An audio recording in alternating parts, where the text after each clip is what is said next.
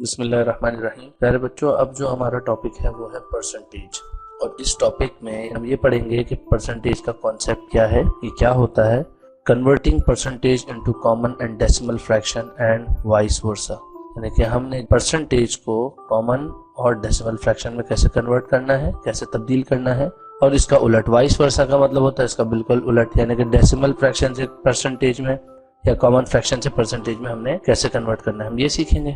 Finding percentage of a quantity, किसी भी quantity की परसेंटेज निकालना है वो कैसे निकालेंगे। Finding the quantity whose percentage is given, ये मालूम करेंगे। Finding the percentage of a part of a quantity, ये मालूम करेंगे। और प्रॉब्लम इन्वॉल्विंग परसेंटेज, ज़कात, commission, discount, profit and loss, ऐसी वर्ड प्रॉब्लम, ऐसी प्रॉब्लम्स हम देखेंगे, मैथमेटिकल प्रॉब्लम्स जिसके अंदर परसेंटेज का कॉन्सेप्ट है, और वो कॉन्सेप्ट जो है वो ज़कात में, कमीशन में, डिस्काउंट में और प्रॉफिट एंड लॉस में हमें नज़र आता है। तो अगर हमारा परसेंटेज का कॉन्सेप्ट क्लियर होगा तो हम इन प्रॉब्लम्स को भी सॉल्व कर सकते हैं, हल कर सकते हैं। अच्छा, अब हम ये देखते हैं कि परसेंटेज कहते किसको है, लेकिन इससे पहले हम ये समझ लें परसेंटेज का इनिशियल कॉन्सेप्ट है क्या, तो हम परसेंटेज क्यों इस्तेमाल करते हैं। आपने अक्सर सुना होगा शॉप्स वगैरह पे, दुकानों पे बैनर वगैरह लगे हुए होते हैं जहाँ पर ये बात हो रही होती है कि सेल लगी हुई है, 50% की सेल है, डिस्काउंट मिल रहा है अप टू 30%। क्या मतलब है इसका ना, या फिर आप यूँ कहें कि जब ज़कात अदा करनी होती है तो ज़कात अदा करने की एक परसेंटेज दी हुई है खास, कितना 2.5% यानी 2.5% ज़कात अदा करनी है। या आप अक्सर साइंस की बुक्स में पढ़ते होंगे कि 70% ऑफ अर्थ यानी जमीन का जो 70% हिस्सा है वो पानी से ढका हुआ है, यानी कि 70% of earth surface is covered with water. इसके अलावा हम ये देखते हैं कि हमें परसेंटेज के साइन जो है मुख्तलिफ मकामात पे नजर आते हैं। तो अब अगर आपको इन परसेंटेज के साइन का या इस कॉन्सेप्ट का इल्म होगा, इसके बारे में पता होगा, तो आप अपने बहुत सारे मसले मसाइल, बहुत सारे इश्यूज, रियल लाइफ प्रॉब्लम्स को हल कर सकते हैं। मसलन इसकी एप्लीकेशन, इसका एक इस्तेमाल जो है वो किसके अंदर है कि जब आपको अपना बजट मैनेज करना होता है, जिसको हम कहते हैं मैनेजिंग मनी, पैसे आपने किस तरह इस्तेमाल करना है, किस तरह खर्च करने हैं, ठीक है, इसको कहते हैं बजट मैनेजमेंट। तो परसेंटेज आपको मदद देती है कि आप अपने बजट को मैनेज करें कि आपने मसलन फूड पे कितना % खर्च करना है, कितना % आपका ट्रांसपोर्ट पे आने जाने पे लग जाएगा, और कितना % आप बिल पे करेंगे।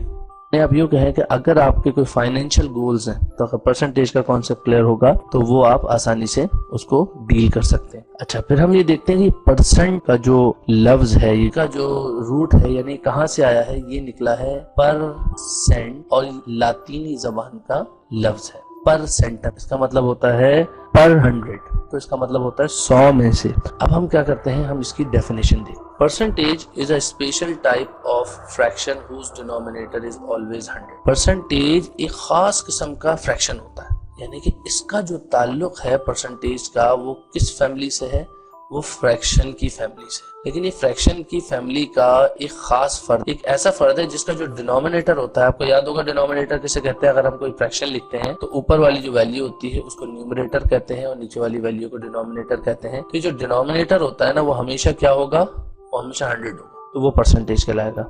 दूसरी इसकी डेफिनेशन ये है, a percent simply a ratio of some number to 100, यानी कि हम किसी भी नंबर का अगर 100 से रेशो बनाते हैं तो उसको हम क्या कहेंगे, परसेंटेज कहेंगे।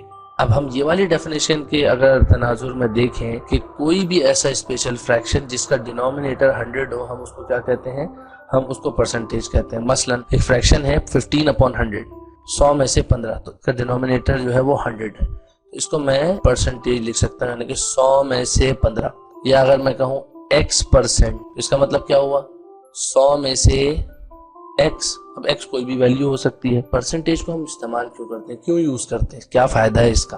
देखें, इसका फायदा ये है, एक मिसाल से समझते हैं। फर्ज करें कि एक साहब है जिनका नाम है मिस्टर अबरार और दूसरे साहब है जिनका नाम है मिस्टर साद। दोनों एक टेस्ट में अपेयर होते हैं, एक मैथ्स का टेस्ट देते हैं। मिस्टर अबरार ने जो टेस्ट दिया वो था 20 नंबर का और उसमें से इनको मिले 18 नंबर, और मिस्टर साद ने जो टेस्ट दिया वो था 25 नंबर का और उसमें उनको मिले 23 नंबर। अब यहाँ पर अगर हम ये देखना चाहें कि किसका स्कोर ज्यादा बेहतर है, तो अब हम यहाँ पर हमारे लिए डिसाइड करना कदरे मुश्किल होगा कि भाई किसका स्कोर जो है वो कम है, किसका ज्यादा है। तो यहाँ पर परसेंटेज हमारी मदद करता है। वो कैसे करता है कि हम इन नंबर्स को, इन फ्रैक्शंस को हम क्या करेंगे, हम परसेंटेज में कन्वर्ट करेंगे। और परसेंटेज का अभी आपको मैंने कॉन्सेप्ट बताया कि एक ऐसा फ्रैक्शन होता है जिसका डिनोमिनेटर क्या होता है, 100 होता है। तो अगर मैं इसका डिनोमिनेटर 100 बनाऊं तो ये परसेंटेज में तब्दील हो जाएगा।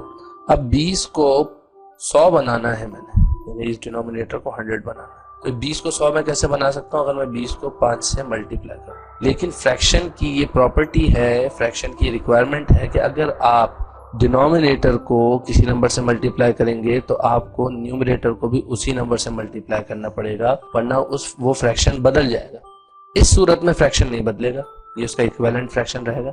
अब 20 को 5 से मल्टीप्लाई करूंगा आएगा 100। अगर मैं 18 को 5 से मल्टीप्लाई करूंगा तो 18 5 होता है 90। तो ये बन गया 90/100। ये है 23/25। अब 25 को मैंने बनाना है 100, किससे मल्टीप्लाई करूं? जी बिल्कुल, 25 को मैं अगर 4 से मल्टीप्लाई करूं तो बन जाएगा 100, यानी 25 को 4 से मल्टीप्लाई करूं तो बन जाएगा 100। अब मुझे 23 को भी 4 से मल्टीप्लाई करना पड़ेगा, और 23 को 4 से मल्टीप्लाई करते हैं तो जवाब आता है 92, यानी कि 92। अब 90/100 को हम क्या लिख सकते हैं परसेंटेज के फॉर्म में? 90%, क्योंकि जिस भी फ्रैक्शन का डिनोमिनेटर 100 है उसको हम लिख सकते हैं 90%। और 92 को हम क्या लिख सकते हैं? 92%। अब जरा कंपैरिजन करें, अब दोनों का डिनोमिनेटर 100 है, यानी ये 100 में से 90 है, ये 100 में से 92 है। तो अब देखें, एक है 92%, एक है 90%, इसमें से कौन सा बड़ा है? 92 बड़ा। इसका मतलब साद ने जो है वो ज्यादा बेहतर स्कोर किया है, मिस्टर साद ने ज्यादा बेहतर मार्क्स लिए। अब एक और मिसाल से समझें, ये दो डायग्राम्स बनी हुई हैं। अब अगर मैं आपसे ये पूछूं कि इन दो डायग्राम्स में किस डायग्राम में कलर ज्यादा हुआ है, यहाँ आप देखेंगे, यहाँ पर अगर मैं गिनूं 1 2 3 4 5 6 7 8 9 10, ये 10 कॉलम्स बने हुए, इसमें 3 में कलर हुआ है। लेकिन यहाँ पर तो मेरे लिए समझना मुश्किल हो रहा है कि यहाँ कितना कलर हुआ है। अब मैं ये नहीं बता सकता इस तरह देख के कि जो है दोनों में से किस डायग्राम में ज्यादा कलर है, या कौन सी डायग्राम बड़ी है के अंदर जो शेडेड पार्ट है किसमें बड़ा है किसमें कम है। लेकिन अगर मैं इसको इक्वल पार्ट्स में डिस्ट्रीब्यूट कर दूं, ये देखिए यहाँ मैंने क्या किया कि यहाँ हमने जो है वो इसको इक्वल पार्ट्स में डिस्ट्रीब्यूट कर दिया। ये जो पार्ट है, ये जो स्क्वायर है, ये भी बराबर है।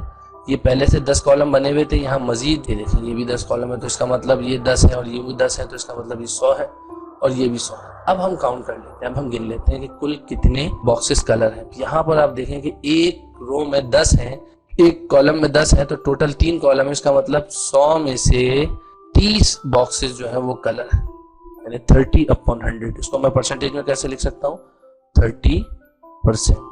और यहाँ पर अगर हम गिनते हैं तो यहाँ पर हम मैनुअली गिन लेते हैं, 1 2 3 4 5 6 7 8 9 10 11 12 13 14 15 16 17 18 19 20 21 22 23 24 25 26 27 28 29 30 31। यहाँ पर 100 में से 31 बॉक्सेस कलर है। ये कितना परसेंट बना? 31%। अब परसेंटेज पे कन्वर्ट करने पे आप आसानी से बता सकते हैं कि इस डायग्राम में ज्यादा पार्ट, ज्यादा हिस्सा कलर्ड है, इस डायग्राम में कम कलर। जबकि देखिए कितना मामूली सा फर्क है, लेकिन परसेंटेज की मदद से हमने इक्वल पार्ट्स किए तो हम इसको बता सकते हैं, और इसको समझना भी कदरे आसान होता है। अब हम कुछ एक्सरसाइज करते हैं। सवाल ये है हमारे पास, what percent of the following figures is shaded. हर फिगर का, यानी जो फिगर दी हुई है, कितना परसेंट शेड हुआ है। परसेंट का मतलब होता है आउट ऑफ 100। तो जब हम आउट ऑफ 100 की बात करते हैं तो हर बॉक्स को, हर शेप को 100 बराबर हिस्सों में तकसीम होना चाहिए। अब यहाँ पर तो 100 हिस्से हुए में, और इसमें से हम अगर काउंट कर लें, गिन लें, तो ये 10 हैं, और ये 11 12 13 14 15 16, ये 16 बॉक्सेस कलर हैं। तो ये कितना परसेंट शेड हुआ है? 16%।